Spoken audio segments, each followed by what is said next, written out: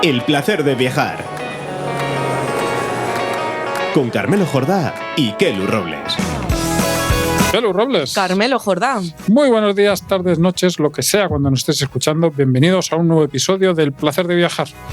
El mejor podcast de viajes, hoy lo recalco, desde que el 10 de mayo de 1843, es decir, que estamos a punto de cumplir 182 años. Últimamente vamos a ir rozando el aniversario, sí, pero no llegamos a acertar porque somos más un desastre. Bueno, pues ese día, repito, el 10 de mayo de 1843, nació en una casa del barrio de Triana don Benito Pérez Galdós. El barrio de Triana, pero no en Sevilla, sino en Las Palmas de Gran Canaria. Claro, es que este barrio Triana, pues según dicen, tiene ese nombre porque al principio se parecía al de Sevilla. Aunque hay más teorías, ¿eh? No solo se parecía así fortuitamente, o sea, había una razón para ello. Bueno, pues ya... Bueno, y es parte de la zona histórica de Las Palmas de Gran Canaria, que es una ciudad preciosa y de la que hoy quiero contaros cositas, Carmelo. Me encanta que me hables de Las Palmas porque yo creo que en Canarias hay varias ciudades que son auténticas joyas. De alguna hemos hablado ya aquí, pero casi siempre que pensamos en las islas, pues te quedas un poco en el tiempo, en las playas, en la naturaleza, en los volcanes también, claro, cómo no, y no les damos el caso que se merecen. Totalmente. Luego hay allí ciudades efectivamente preciosas, como otra ciudad de la que nos vas a hablar hoy aquí, en este caso en nuestra parte internacional, y es una de las urbes más famosas del sur de Francia, Carcassonne, que es un nombre también de juego, no por casualidad, sino porque lo copiaron de la ciudad, que es una cosa curiosa, y que, joder, es que tiene de todo. Es un sitio absolutamente... Bueno, a mí me parece asombroso, que tiene murallas, que tiene historia, que tiene también una polémica. ¿Ah, sí? Y, como digo, pues tiene su propio juego, o sea, que fíjate. Ya sabes que yo soy un poco morbosilla y me he quedado sobre todo con lo de la polémica. O sea, los periodistas siempre estamos ahí metiendo el dedo en la llaga. Así que ya estoy deseando de que nos lo cuentes. Pues venga, a ello. Bueno, para empezar, Carmelo, me tienes que explicar dónde está ubicación en el mapa de Carcassonne, qué la hace tan especial, así como titular. Pues empezamos por el mapa, que creo que es más fácil. Está en el sureste. Ya sabes que para decir siempre esto-este me tengo que Yo también. Es una cosa. Pues en el sureste de Francia está bastante cerca de la frontera. De hecho, está a 1 hora y poquito de Perpiñán. Yo creo que lo miré y está como a 3 horas de Barcelona, más o menos. O sea, contando. Sí, 3-4 horas en tren. Contando con que Google... Yo miro en Google Maps para que nos hagamos una idea. Es decir, no sé en tren, no sé cuántos son los trayectos, pero vamos, está relativamente cerca. Y está en una zona que a mí me gustó mucho, me llamó la atención porque no son tan fáciles de encontrar en España. Una zona muy llana, pero no llana como es llana la meseta española, que es llana pero austera, así como... Recia, así. Sí, tal. Sino llana en plan un sitio de mucha riqueza y mucha pasta y un campo que se ve muy verde. Muy verde, muy tal. Entonces es distinto. A ver, ¿por qué es tan especial? ¿Por qué me gusta? Pues probablemente porque yo creo que es quizá la ciudadela medieval mejor conservada, seguramente de Francia y probablemente de Europa. Y mejor conservada y más bonita, porque realmente es que visualmente es un espectáculo. Sí. Por cierto, parte de la culpa de esto es nuestra, no tuya y mía, Kelu, sino de los... Sí, menos mal, ¿no? Igual nos podían pagar unos royalties ahí. No, de los españoles, porque como digo, al no estar lejos de la frontera y al estar en esta zona tan llana, es más, es que en la Edad Media estaba más cerca de la frontera, no con España, sino todavía con la Corona de Aragón, pues necesitaban, digamos, como tener una plaza muy fuerte fortificada por si acaso a los aragoneses primero, a los españoles después, se nos ocurría pasar por allí y darles un poco pal pelo, que era una cosa que hicimos durante siglos unos a otros. Así que se creó ahí esa fortificación y luego, como llegó un punto en el que ya no había esas guerras fronterizas. Estuvimos con Francia muchos siglos sin tener, o bastante tiempo, mejor dicho, no tengo muchos siglos sin tener esas guerras, pues ya aquello decayó, la ciudad pues se dedicaron a otras cosas, de hecho empezaron a habitar la zona baja y aquello pues se quedó pues como estaba, básicamente, y no cambiaron nada, no tiraron nada. Y, digamos, normalmente las cosas que se conservan es por eso, no es porque ha habido un bajón económico y entonces no ha habido de esto de hacer otras cosas encima. Peleas por ella. La Occitania es una región muy, muy histórica, es verdad que es maravillosa toda en su conjunto. Yo también he estado en Carcassona y me encantó ese viaje y todo esto que nos estás comentando. Por cierto, que si hay oyentes desde el centro de la península que nos estén escuchando, si en un vuelo a Toulouse, en realidad también puedes llegar rápidamente luego hasta Carcassona. Bueno, yo quiero ir a lo que te comentaba antes, a esto de la polémica, que me puedo imaginar un poquito por dónde va. Y por esto que también acabas de comentar es el tema de la restauración, ¿no? Efectivamente. Como os contaba, bueno, pues Carcassonne ya no era necesaria militarmente, se abandonó un poco y a mediados del siglo XIX pues estaba hecha un desastre. Estaba, como decían nuestras abuelas, todo por ahí tirado. O sea, estaba muy mal la ciudad. Y entonces le encargaron a Viollet-le-Duc restaurarla. Viollet-le-Duc era un arquitecto, es yo creo que el restaurador más famoso de la historia, probablemente. Sí, en León le tenemos mucho cariño, ahora te cuento por qué. Porque restauró, entre otras muchas cosas, por ejemplo, la Catedral de Notre Dame.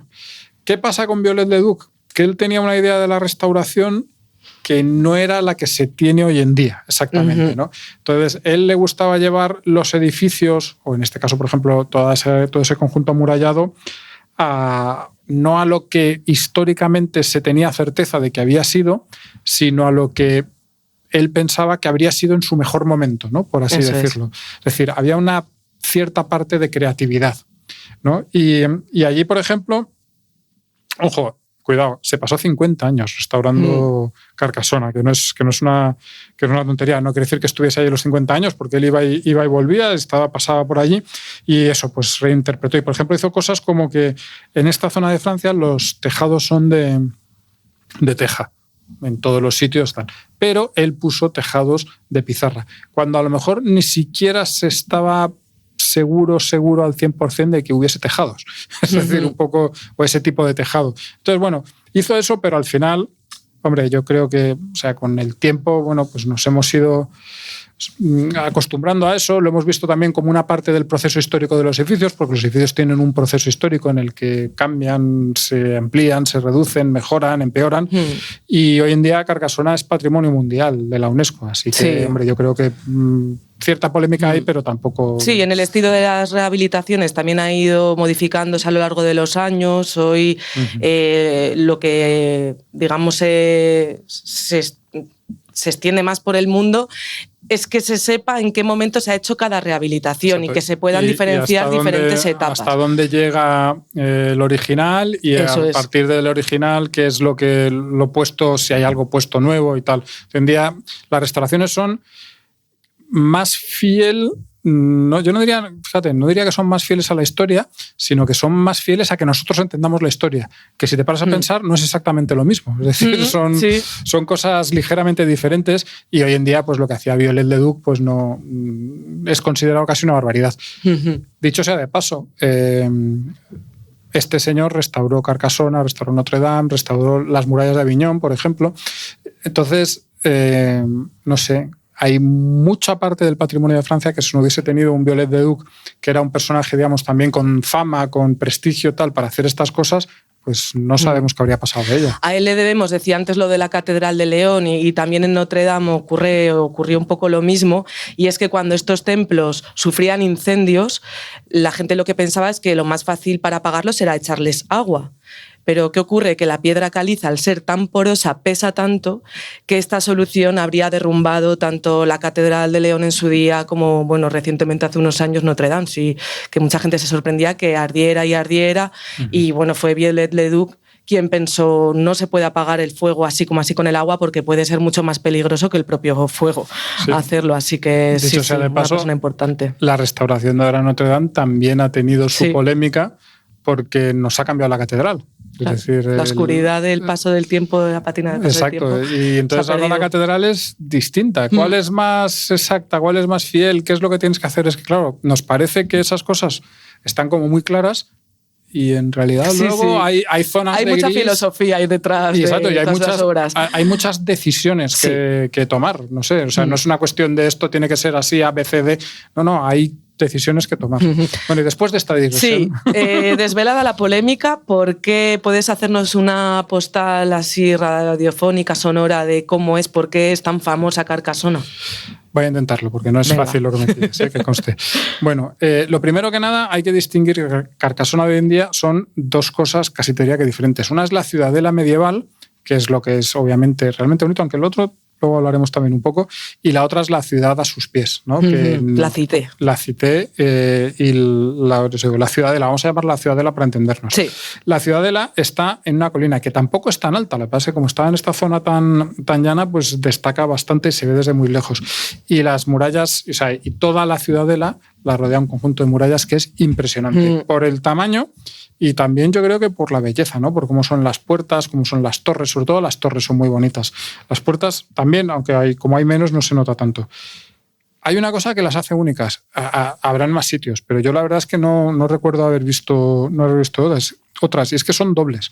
Es decir, no hay una muralla, sino si estuviste ahí lo recordarás. Sí, el doble muro. Sino que hay dos y además con bastante trecho entre una y otra. A mí eso me llamó la atención. Y puedes caminar entre ambas, que es una maravilla. Puedes caminar entre ambas, pero además quiere decir que vas ancho, que no sé, a lo mejor habéis 30 metros entre una muralla y otra, y efectivamente es una cosa alucinante, es una cosa que no te la puedes creer. De hecho, son el conjunto de murallas más largo de Europa, si no recuerdo mal, pero porque es doble. Porque si no fuese por ese hecho de ser doble, en Ávila hay más metros de muralla, o sea, o mejor dicho, el recinto amurallado es más largo, ¿no? Allí hay más metros de muralla, pero en Ávila la muralla es más larga. Y fíjate qué confuso lo estoy haciendo, ¿verdad? No, pero se entiende, el doble círculo, pues evidentemente, claro, si tenemos la M30 y la M40, pues sí, exacto.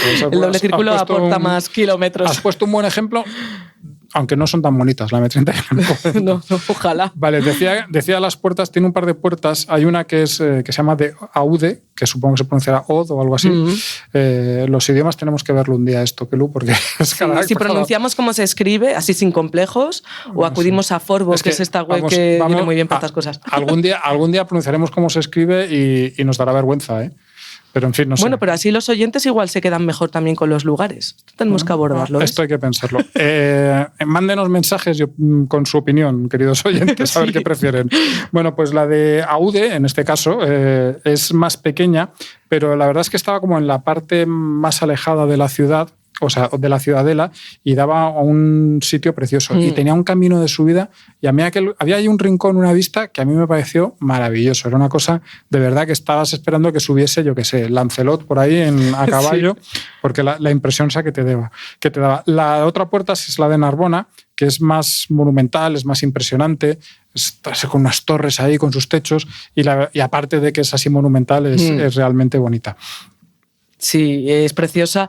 Y estaba pensando en si acudir o no al típico cliché de si por dentro es como un cuento. Venga, sí. Yo creo que los niños alucinan. Yo sobre todo miraba las caras de los niños con esas espaditas de madera y se creían, claro, la verdad que viviendo una película, no sé si un cuento, pero una película por lo menos. Es que una de las cosas que tiene la ciudadela de Carcassonne es que es perfecta. Es decir, no hay nada que te saque de esa ensoñación. Realmente, claro, supongo que por un montón de razones históricas y tal, pero el hecho es que tú vas por allí y no hay ningún edificio moderno, no hay coches, no hay nada que te saque de ese sueño que tú tienes de que estás en la Edad Media. Son todo, pues eso, callejuelas empedradas, hay plazas, pero son pequeñitas, como muy cucas, porque claro, era una ciudadela, no había espacio para grandes espacios. Lo que sí que hay que tener en cuenta es que al mismo tiempo que digo esto y que está muy bien y que me gustó mucho, pues claro, estos sitios no son sitios vivos, del mismo modo que lo es, no sé, el centro de una ciudad. Entonces, por ejemplo, yo estuve allí, no estuve mucho tiempo, pero intenté aprovechar el tiempo al máximo, se me hizo de noche, y aquello era que se oían los ecos de mis pasos por toda la ciudadela. Porque, ¿no? Claro, los que trabajan en esos restaurantes elegantísimos, por cierto, de Carcasona, pues claro, abandonan la ciudadela y efectivamente te quedas allí solo. Y como además por esas Europas cenan antes que aquí, es decir, a las 9 de la noche estás tú ahí solo, que también tiene su encanto. También esa experiencia tiene su gracia, pero bueno, el caso es que lo que quiero decir es que al final sí que ves que no es un sitio en el que la gente viva, ¿no? No es un sitio con esa, no sé decirlo, es un sitio muy turístico, muy bonito, muy cuidado, en lo que no hay nada que te rompa esa perspectiva, en el que los comercios, las cosas no son intrusivos, es decir... No, la estética es impecable. Exacto, o sea... es todo muy bonito, pero pues quizá como único pequeño defecto le falta esa vida, esa vitalidad de ser un sitio, pues eso, con gente viviendo allí, con niños corriendo, que no sean solo los turistas. Lo que sí tiene es mucha vida histórica que se cuenta además a través de muchos monumentos, que no solo hay esta imagen que comentábamos ahora de callejuelas y demás, sino que también hay mucha historia. Sí, y hay cosas que es imprescindible ver. Por ejemplo, la Basílica de Saint-Nazar, que era antes catedral, por cierto, aunque luego llevaron la catedral a la otra parte de la ciudad. Es una iglesia gótica de los siglos XII-XIII, sobre todo. Tiene también algún elemento anterior románico. Y también, lo decíamos antes, la restauró Viollet-le-Duc. Y a mí me hacía gracia porque era como una copia a escala de una gran catedral francesa, ¿no? No, o sea, claro, es mucho más pequeñita, no es, pero era muy bonita, como esas grandes catedrales, pero en un tamaño reducido. El segundo monumento es el castillo, que también es imprescindible, que fue primero de los vizcondes de Carcassona y después del senescal. Es que me ha encantado lo del senescal, que era el representante del rey. Es como el senescal de Gondor, no sé si te acuerdas, pero, no, claro. Pero era el representante del rey porque la ciudad pasó a ser propiedad de los reyes. Está pegado a la muralla, es decir, es parte de la fortificación y bueno, pues también es una visita que hay que hacer, pero sin duda alguna. Y después de subir, de ascender esa pequeña montañita, ese monte donde está la Cité, la Ciudadela, podemos ir a la otra parte, porque Carcassona son dos ciudades en una. Está la Ciudadela arriba y la Cité abajo. Y además podríamos pensar que la parte de abajo es toda moderna, y no es así, porque de hecho la parte de abajo nace como una bastida, que es una cosa... Yo me enteré cuando fui allí, yo no sabía que existía. Las bastidas son un tipo de ciudades específicas de Francia que hacía el rey para repoblar una zona concreta. Y entonces son ciudades, la de Carcassona, por ejemplo, es de 1260, pero son ciudades creadas en el plano. Entonces es una ciudad medieval con un... trazado que parece con Manhattan. Un trazado, exacto, cuadriculado, perfecto y tal, lo cual es bastante curioso. Y la verdad es que es bastante bonita. Hay varios, o sea, hay algunos palacetes, son unos edificios históricos bonitos y la verdad es que está muy bien.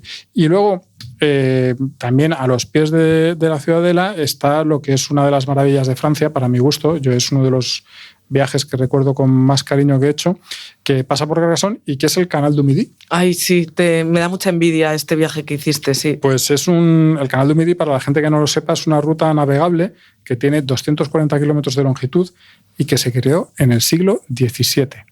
Es decir, en 1600 y pico los franceses hicieron un canal desde Toulouse hasta el mar Mediterráneo. Y es un canal, además, lleno de esclusas. Es decir, no es que, fíjate qué suerte tenemos, que el terreno nos viene todo llano, sino que es un canal lleno de esclusas que siguen funcionando hoy en día. Obviamente les han puesto algún mecanismo y tal, pero las esclusas son las mismas desde el siglo XVII y es una auténtica maravilla. La verdad es que es uno de los sitios que más recomiendo ver. Se puede visitar, puedes recorrer, digamos, por fuera, puedes recorrerlo por dentro, incluso alquilar un barco, no necesitas ser patrón de barco porque vas muy despacito y es un viaje precioso y ves un montón de cosas preciosas. Ahí en Carcassonne puedes cogerte un barco, hay un puerto muy cerca de la ciudad en el canal, muy bonito, muy curioso, y entonces te subes en un barco así con el típico barco, pues como los que hay en el Retiro, para que en el estanque Retiro es pequeñito, porque el canal no es muy grande, las esclusas tampoco son muy grandes, pero vas con más gente y es una maravilla, porque además el canal está todo rodeado de, o sea, digamos, todas las orillas tienen árboles, tú vas casi permanentemente por un túnel de árboles. Y las esclusas son a mí una cosa que me fascina. Yo tengo entre estas perversiones mías raras, una de ellas, por ejemplo, los puentes, otra, y las esclusas a mí es una cosa que me fascina también, me flipa. Y allí son muy pequeñas y como, claro, son muy antiguas y son como el principio de la tecnología, ¿no? Por decirlo de alguna forma. Y la verdad es que es muy bonito, muy divertido meterte con el barco en la esclusa, ver cómo la cierran, ver cómo empieza a entrar agua y sube. En fin, aquello me pareció maravilloso. Y hay un detalle más desde el Canal du Midi que suele estar como un poco más alto que el resto digamos que las orillas, ¿no? Que lo que hay después de las orillas. Es como pues es un canal, no es... Y entonces está un pelín más alto y tú vas en el barco y desde allí la vista de la ciudad de la Carcasona es increíble. Recuerdo de esto que iba yo por ahí, digamos, con mi cama despistado y de repente se abrieron los árboles y dije, ¡madre, qué maravilla! Así que bueno, yo creo que con todas esas cosas pues es un sitio que yo creo que hay que conocer de Francia, porque además tampoco está tan lejos, es decir, es una de las cosas que tenemos más a mano. Sí, realmente yo, fíjate que lo hice en un viaje en coche que venía desde la Toscana y pasé por allí y la verdad que agradecí muchísimo hacer esta parada porque me sorprendió, no había reparado tanto en este lugar y llegué además en floración de lavanda y ahí esos campos se comercializa mucho, puedes ir a visitarlos. Los campos, yo recuerdo que los campos eran increíbles, pues estoy hablando de campos de cultivo, no cosas, y no yo cuando no recuerdo ahora exactamente, creo que era finales del otoño y no había nada así, digamos, no es que está el trigo verde, no es que está, no había nada especial, pero eran unos campos preciosos. Bueno, pues ese campo rico de Francia que realmente muchas veces cuando viajas, o al menos yo me sorprendo porque estás más acostumbrado pues eso, a la agreste meseta o al minifundio de Levante, que es otra cosa, que también tiene su encanto por supuesto, pero que allí ves y dices, claro, sí, que por diferente también nos sorprende, oye. Y te das cuenta, a mí siempre me llama la atención, no me extraña que este país sea rico. Teniendo este campo es que tienes que ser rico. Claro. Es una cosa, en fin.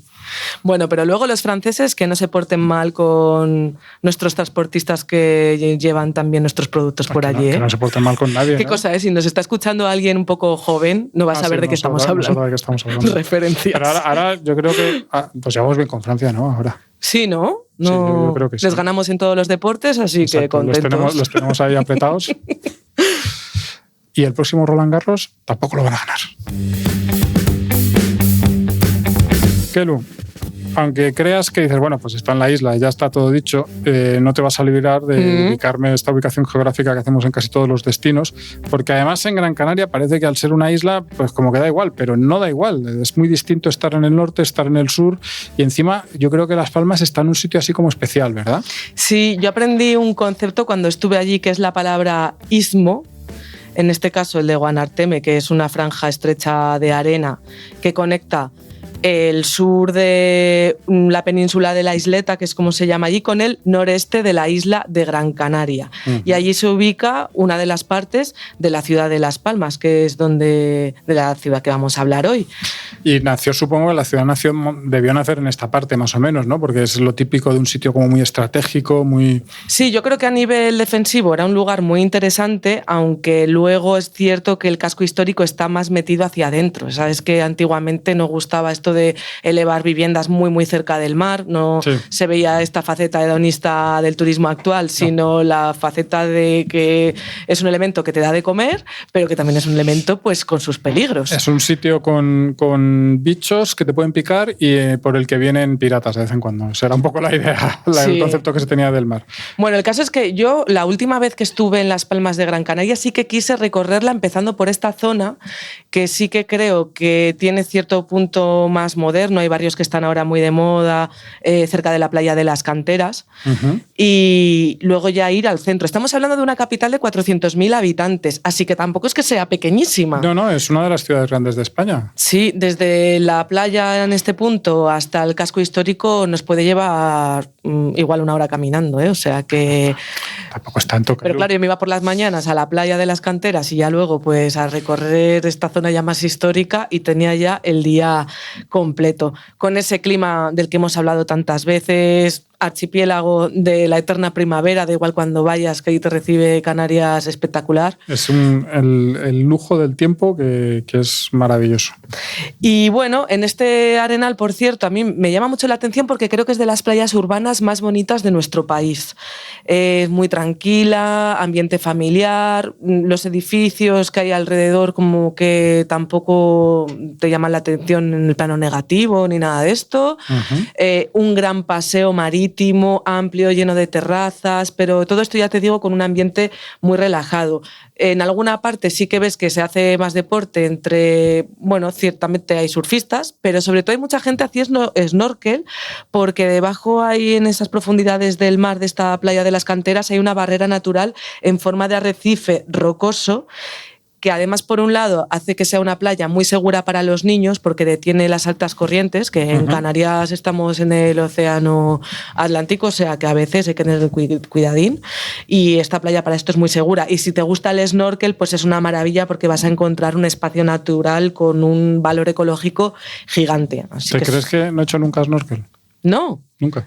Pues a mí me relaja muchísimo, porque como además los oídos debajo del agua entras en un juego de otros sonidos, pues como que viendo los pececillos. Sí, tiene que estar bien, pero nunca ha surgido, mira lo que son las cosas. Sí, yo lo que no he hecho es submarinismo, pero a eso no me he atrevido todavía, pero en snorkel me encanta. Pues nos vamos tú y yo un día a la costa y hacemos submarinismo. Yo también tengo muchas ganas de empezar. Eso, nos apuntamos. Yo estaba pensando en ti ahora mismo, porque yo sé que no es que seas el mayor fan de las playas a nivel acuático, de pasar el día en la playa, en la arena y demás. Yo con un ratito ya... Entonces, si necesitas una razón cultural, por ejemplo, para visitar la playa de las Canteras, y arquitectónica, que sé que esto te encanta y a muchos oyentes seguro que también, allí se encuentra el Auditorio Alfredo Kraus, que es, bueno, quien no lo sepa, fue uno de los mejores tenores líricos del siglo XX en nuestro país. Nació en Las Palmas y a él se dedica este edificio, que es bastante curioso. Está inspirado en una especie de faro que protege la playa, se eleva junto al mar. No parece un auditorio, ¿sabes? Parece una construcción histórica. Incluso a mí me recordaba un poco a África del Magreb, con esa especie de minarete que en realidad es un faro. Y se eleva sobre un zócalo de roca volcánica, pero en este caso no tenemos que imaginar una roca oscura o negruzca. Es una roca volcánica que nos recuerda más a una playa de color dorado. Y todo esto está pensado pues para que se integre precisamente en esos colores de la playa, de las canteras, que tiene una arena también preciosa. Para disfrutar de un concierto, quien vaya una vez dentro, este edificio está pensado para que se pueda observar desde dentro la magnitud del océano en el horizonte. O sea, que me parece una pasada y una maravilla. Sí, es un edificio muy chulo que además, aunque se integra bien con su entorno, porque está muy bien pensado, la verdad es que, claro, está al borde del mar, tiene un tamaño considerable, es decir, que llama mucho la atención, ¿no? Que destaca mucho. Hemos recorrido un poco esta zona más, pues eso, en el istmo y un poco fuera de lo que es el centro-centro, pero cuéntame más cosas sobre el centro histórico, porque yo he estado en Las Palmas de Gran Canaria, lo que estuve horas, literalmente, parte de esas horas además haciendo un taller de cocina, no te digo más, pero lo poco que vi me pareció precioso. Sí, a mí me encantó. En general hay un montón de edificios históricos, tanto de antiguas viviendas como de monumentos en sí, y luego lugares muy curiosos. Yo en la primera visita que hice descubrí que, claro, Las Palmas había sido una ciudad crucialmente importante en cuanto a la defensa de los ataques que procedían del mar, con esos piratas, con esos corsarios como Francis Drake, como Van der Rohe, desde Holanda. En fin, había que defender la ciudad. Y para ello yo decidí hacer este recorrido desde la zona un pelín más alta, que no es que tenga muchas cuestas Las Palmas, pero hay alguna, y en una de esas zonas un poquito altas se encuentra el Castillo de Mata, que alberga hoy el Museo de la Ciudad y del Mar. Es interesante porque es uno de esos pocos vestigios, poquitos, que quedan del sistema defensivo de Las Palmas. Hay también un trozo de la muralla en una parte alta, pero bueno, es muy pequeñita. Todo esto hablamos del siglo XVI, cuando se enfrentaban a todas estas batallas. Hay una en la que los canarios eran muchos menos y allí la recuerdan con muchísimo honor porque ganaron a todos estos que venían de fuera. ¿Por qué era un lugar también estratégico? Porque, claro, suponía, siempre ocurre con muchas islas de Canarias, era un salto para seguir en tu camino, si por ejemplo venías de Europa continental hacia las Américas.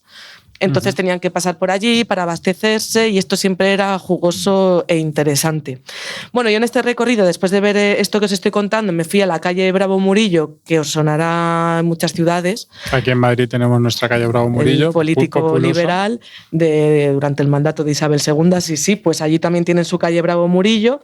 Y esta también se la conoce como la calle de los castillos, haciendo un poco memoria de antiguamente todos esos castillos que había y de los que hoy pues ya no se conservan, salvo lo que es el que os he comentado antes, el de Mata. Lo que sí se puede observar en este paseo y que me parece interesante hacia el casco histórico son muchas construcciones modernistas de la antigua burguesía palmense, otras un poco más racionalistas, o sea, se produce una mezcla en esta calle que yo sé que te encantaría y que te habrá encantado, Bauhaus también, y esto pertenece a la época, el periodo en el que se hizo el ensanche de la ciudad.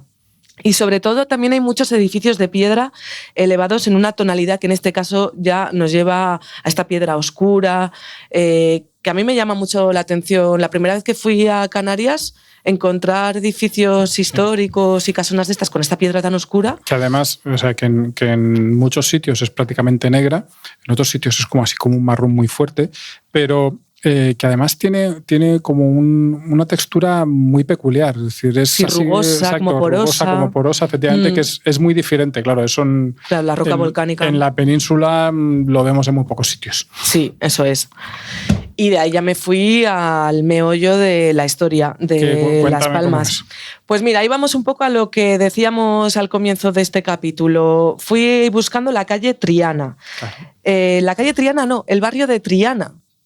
El barrio de Triana es el de Sevilla, si estoy diciendo bien, la calle Triana en Las Palmas de Gran Canaria. Y antes comentaba lo de que, claro, que se parecía mucho en el origen a Sevilla, y esto tiene una razón histórica porque unos de los conquistadores que venían de la península más famosos eran los que llegaban desde Sevilla.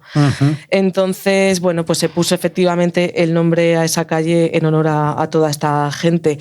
Lo que ocurrió con todos estos conquistadores es que se afincaron en esta zona. Y allí hasta entonces solo había plantaciones de plátanos. Hoy es una de las más elegantes de la ciudad, sobre todo por la desamortización. Esto fue, recuerdo, pues el periodo en el que se decidió que esas propiedades que tenía la iglesia, que se podían aprovechar para otros menesteres, pues decían improductivas, pues que se vendieran para que accediera pues el populacho, digamos, a ellas. ¿Qué ocurrió? Pues que es que ni el populacho tenía dinero para poder adquirirlas. No, aquello no funcionó como nos habíamos imaginado. Claro. ¿Quién las compró? Pues al final la oligarquía de entonces, gente con poder, que elevó esos famosos palacetes que hoy podemos ver, unas viviendas preciosas, con esas entradas tan grandes para que pudiera caber un carromato, un carruaje. Casi todos los, así cuando te vas por España y ves un convento así abandonado, unas ruinas, tal, casi todo es por la desamortización. Habrá otros casos en los que no, pero porque hubo muchas cosas en los que efectivamente se compró terreno, se compraron y se hicieron cosas, pero hubo muchos casos en los que se compró un monasterio del siglo XIV, se utilizaron de establos y luego al final aquello pues se dejó caer porque, claro, no había el paisano que se lo había comprado. Pues a lo mejor tenía dinero en ese momento para comprarlo, pero no para mantenerlo, porque esas cosas cuestan mucho mantener. Sí, así es. Estoy pensando que si hay oyentes que ya conocen Las Palmas de Gran Canaria y piensan, ¿de qué calle me está hablando? Si yo no recuerdo así la calle Triana, quizá es porque si mantenemos la vista más a pie de humano, más a pie de suelo, lo que vamos a encontrar hoy en día en la calle Triana es una rúa súper comercial, llena de las típicas tiendas multinacionales que hay en cualquier centro de todo el país, del mundo, de muchas tiendas de ropa y demás. Todo esto que comentaba antes arquitectónicamente es interesante si alzamos un poco la vista a todas esas fachadas por arriba. Y luego no solo es interesante la calle Triana, sino sus alrededores. Ahí vamos a ver ya calles más tranquilas, sin tanta tienda, muchas peatonales, empedradas, casitas de colores, y ahí veremos, eso sí, muchos ejemplos también de arquitectura canaria tradicional. Decorados también con muchísimas flores, esos famosísimos balcones canarios de madera, de pino de tea, que están protegidos, muchos de ellos. Que son muy bonitos. Aquí ya conté cuando Felipe II los prohibió en todo el país porque decían que restaba intimidad a las familias, y los que resistieron esa prohibición fueron los de la isla de La Palma, los de Santa Cruz de La Palma. Estos, bueno, pues algunos no sé si se mantuvieron o no, pero desde luego que también tienen muchos años, o sea que son también muy, muy, muy bonitos. Y lo hemos comentado al principio en la cita histórica que siempre hacemos, pero una de esas viviendas de esa zona es donde nació don Benito Pérez Galdós. Eso es, condón. Sí, en su casa es verdad que no tiene balcón de madera, pero sí es una vivienda preciosa que tenemos que visitar en la calle Cano, donde está el museo que se le dedica a Benito Pérez Galdós, así que ya no solo el continente, sino el contenido va a ser interesante. La exposición recorre la vida, la obra del autor de los episodios nacionales. Y en la ciudad existe un fervor enorme por este escritor, como es lógico, así que si alguien tiene un especial interés en recorrer su vida, incluso visitas guiadas que van por los puntos más importantes de la ciudad relacionados con Pérez Galdós. Es un escritor absolutamente maravilloso y yo le recomiendo a la gente los episodios nacionales, que son unas novelas de aventuras increíbles, son divertidísimas, pasa de todo, en fin, es una auténtica maravilla. Y parece que estamos haciendo un recorrido inverso cronológicamente, porque, claro, hemos contado de la playa de las Canteras, toda esta zona que es un poco más moderna y demás, y todavía no hemos ido al núcleo fundacional de Las Palmas de Gran Canaria, al más antiguo, claro. A mí me gustaría que hiciésemos una parada en una de las plazas más bonitas de la ciudad, que es la de San Francisco. Por un lado, ahí se pueden ver un montón de dragos, ese árbol que me encanta, rechoncho. Es que es un árbol muy peculiar, a mí también me gusta, es como muy visual, no sé, esto acabo de decir una tontería, pero espero que la gente me entienda. Sí, es endémico además de Canarias, así que, oye, es uno de los emblemas de la isla. En esta plaza de San Francisco hay también un antiguo convento, al otro está un edificio espectacular que es el Gabinete Literario, precioso, modernista, blanco. En su anterior vida fue un teatro y ha sabido además mantener como ese aire elegante, bohemio de su pasado. Los salones por el interior que además podemos entrar, hay una cafetería, son preciosos. Y además, al otro lado de la plaza se encuentra uno de los hoteles más conocidos de Las Palmas, como es el Hotel Madrid, que yo creo que hay muchas ciudades en las que hay un hotel que se llama Madrid. Bueno, está bien, pero estamos a favor de que haya hoteles Madrid. En el de Las Palmas, bueno, el episodio histórico más importante que se vivió allí fue cuando salió Franco antes del día 17 de julio hasta Tetuán y se alojó en este hotel precisamente. En fin, estábamos habladas de haciendo ese recorrido cronológico inverso y todavía nos queda la parte más antigua donde nació la ciudad. Sí, esto es el barrio de Vegueta. Está justo al lado de la calle Triana que os comentaba antes, y para llegar tenemos que cruzar una gran avenida que es la calle Juan de Quesada, que divide ambos barrios, ¿no? Por allí antiguamente pasaba por esta gran avenida un barranco. Y digo barranco, a mí esto me parece muy curioso porque técnicamente en Canarias no hay ríos. Lo que ocurre es que estos conquistadores, pues sevillanos, por ejemplo, creían que sí había ríos en las islas porque lugares como este transportaban unas cantidades de agua ingentes durante todo el año. Bueno, y es verdad que ya no pasa agua por allí, lo que pasa son muchos coches por esa avenida y bueno, vamos a atravesar toda esta escena un poquito ruidosa hasta llegar hasta el barrio de Vegueta para ver donde, sobre todo aquí, llama mucho la atención el silencio de todas estas calles, sin casi negocios. Veníamos de una parte muy comercial, aquí casi no hay negocios, hay muchas iglesias, hay muchas parroquias, allí se encuentra la sede de la diócesis de Canarias y en este barrio es donde se sitúa la Catedral de Canarias, que también me parece muy particular en comparación con otras. Decíamos antes de esa imagen a la que estábamos acostumbrados, ¿o no?, de la piedra volcánica.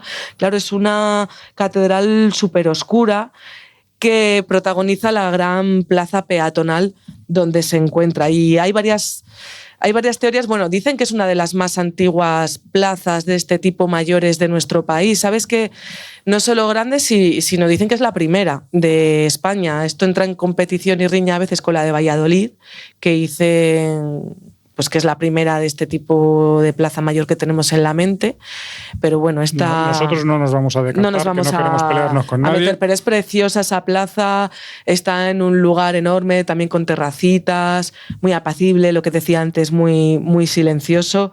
Y por terminar un poquito este recorrido tan bonito por el centro histórico de Las Palmas de Gran Canaria, no me quiero olvidar hablar de la Casa de Colón. ¿Que hay una casa del señor Colón allí o es otra cosa? Sí, pero no. Y en realidad más no que sí. Se llama Casa de Colón. Allí se encuentra la Casa de Colón, que es un museo dedicado a la investigación americanista. pero no es donde vivió Colón. Lo importante es que se encuentra, eso sí, en el punto fundacional de la ciudad. Este sí que es de los más antiguos de Las Palmas de Gran Canaria, así que también tiene interés por esto, la verdad.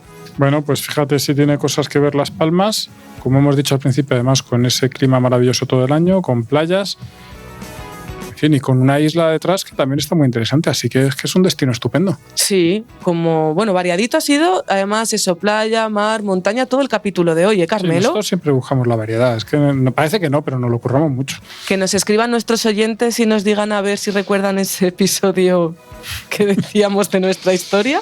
Y que nos escriban también cuál era la duda que les... Así, para ver cómo quieren que pronunciemos las cosas, y que nos pongan buena nota en las aplicaciones, que parece que no, pero eso cuenta, que se suscriban. Y nada, que nos esperen también la semana que viene, ¿no te parece? Eso, que nos vemos y nos escuchamos la semana que viene, Carmelo. El placer de viajar, con Carmelo Jordá y Kelu Robles. Escucha este y otros programas cuando y donde quieras a través de los podcasts de Libertad Digital y Es Radio. Instala nuestra aplicación para iOS o Android. Entra en nuestra web Es Radio FM o búscanos en iVoox, Apple Podcast o Spotify.